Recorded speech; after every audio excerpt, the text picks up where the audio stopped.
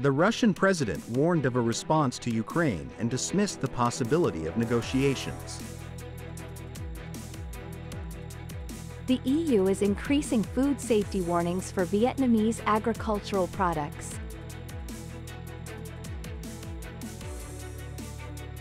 Focusing on turning Vin City into a smart, modern city. Welcome to today's news. My name is Nguyễn Thị Minh Khai and I will be your guide through today's latest update. Russian President Vladimir Putin warned that Russia will respond appropriately to Ukraine's attack on the Kursk border area and dismissed the possibility of negotiation after Kyiv's new military actions. Speaking at a meeting on the border situation, President Putin affirmed that Russia's current priorities are to protect the national border and support the affected population.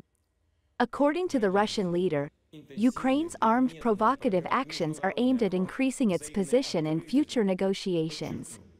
However, Putin declared that Russia will not negotiate after Kiev's new military actions. He also stated that Ukraine will be given an appropriate response. Although international media reported that Ukrainian forces had advanced 30 kilometers into Russian territory, the leader of the Kursk region said that Kiev's forces had only advanced 12 kilometers and are currently controlling 28 Russian settlements. Around 121,000 people have been evacuated or have left the affected areas due to the fighting. On August 12, the United Nations condemned the escalating violence in Myanmar, which the organization called a deeply troubling trend, where civilians are trapped in the confrontation between the military government and ethnic minority groups. The deputy spokesperson for the UN Secretary General, Farhan Haq, stated, "We condemn in the strongest terms the escalating violence causing major civilian casualties in Myanmar in recent weeks." According to Farhan Haq, there are alarming reports of civilians being killed in the towns of Mongda in Rakhine State and Lashio in Shan State as they try to evacuate to avoid the fighting. The UN official once again reminded the parties involved in the conflict in this Southeast Asian country of their obligation to comply with international humanitarian law in protecting civilians. Since the 2021 coup, Myanmar has been mired in violent conflict between the military and opposing political forces and ethnic minority groups. In the first half this year, Vietnam received 57 warnings from the EU about food safety and animal plant quarantine for agricultural products, an increase of over 80% compared to the same period in 2023. Of these, Ho Chi Minh City accounted for the most with 23 warnings.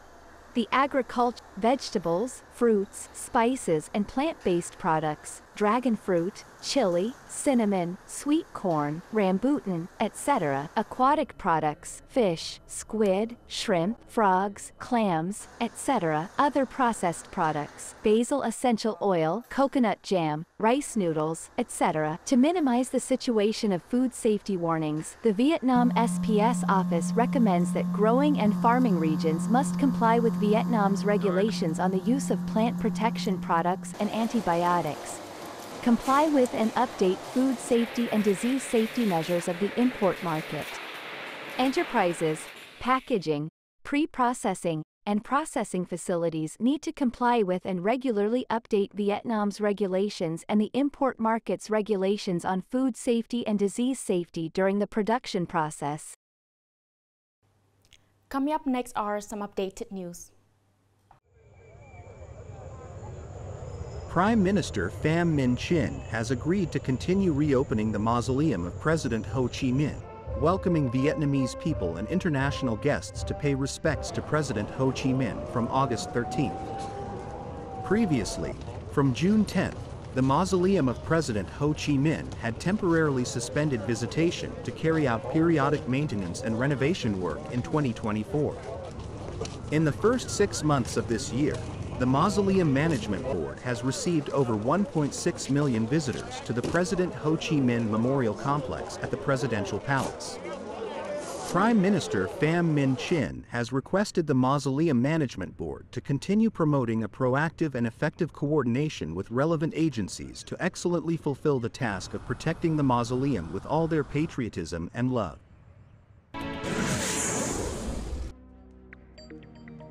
The Ministry of Finance has just issued a document sent to ministries, sectors, and localities guiding the implementation of the provisions of the 2024 land law related to the management and use of public assets. Regarding the transitional handling of the application of the land price table, according to the document from the Ministry of Finance, the land price table issued by the Provincial People's Committee under the provisions of the 2013 land law will continue to be applied until December 31, 2025. If necessary, the Provincial People's Committee may decide to adjust the land price table in accordance with the provisions of this law to suit the actual local land price situation. This morning, Comrade Tai Ton Kai, Secretary of the GI and Provincial Party Committee, hosted a courtesy visit by the working delegation of the Provincial People's Council of Bo Li Kham Zay Province, Lao PDR, led by Comrade Suvanase, Deputy Secretary of the Provincial Party Committee. At the meeting, the Secretary of the GI and Provincial Party Committee affirmed that within the Great Friendship, special solidarity between Vietnam and Laos, Ghi An Province and Bo Li Kham Zay Province have had a traditional, close-knit relationship for many decades, and it is becoming ever stronger. The Secretary of the GI and Provincial Party Committee wished Bo Li Kham Zay Province to continue reaping greater victories in the cause of building and developing its homeland and country, and wished the Vietnam-Laos, Ghi An Bo Li Kham Zay friendship to remain evergreen and lasting.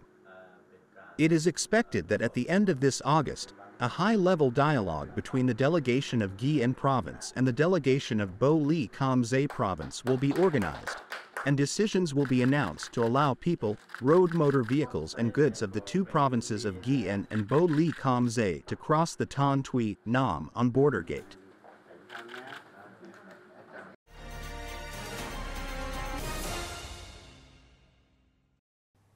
On July 16, 2024, the Standing Committee of the Nghệ An Provincial Party Committee issued Resolution number 16 to build and develop Vin City into a smart, modern, bright, green, clean, safe urban area, one of the driving forces for the development and growth of the North Central region.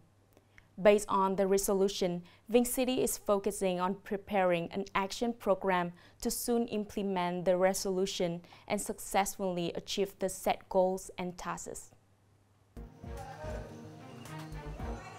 After the party cell meeting in early August, the residents of Group 15, Ha Hoi Tap Ward became more excited when they were informed about Resolution number 16 of the Standing Committee of the Provincial Party Committee. The newly issued resolution on building and developing Vin City promises many changes for the spiritual and cultural life of the people in the coming time. Our cadres and people are very interested because it not only covers cultural, artistic, and sports movements, but also many other aspects in Vin City. The desire of the people is for the resolution to be quickly implemented in reality. Resolution number 16 is the first resolution of the Standing Committee of the Provincial Party Committee on building and developing Vin City since its establishment. Each locality and each economic sector have their own characteristics, and the tasks and solutions that Resolution number 16 of the Standing Committee of the Provincial Party Committee defines for Vin City are opening up many development opportunities, especially the specific policy mechanisms.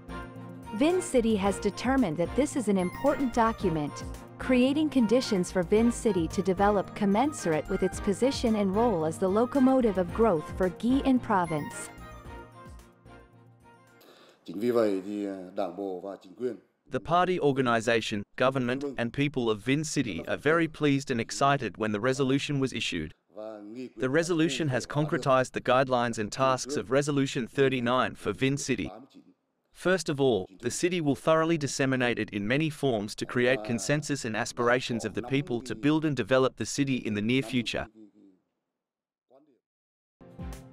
Vin City is focusing on building and implementing a specific, practical action program to successfully implement Resolution number 16 of the Provincial Party Standing Committee. In that, associated with the next term, the goal by 2030 is for Vin City to become a civilized, modern coastal city with rapid and sustainable economic development. As the growth locomotive of the province, the center of the North Central region in the fields of education and training, culture, healthcare, commerce, tourism, logistics, science and technology, high-tech industry. That is the end of today's news. Thank you for watching and see you next time.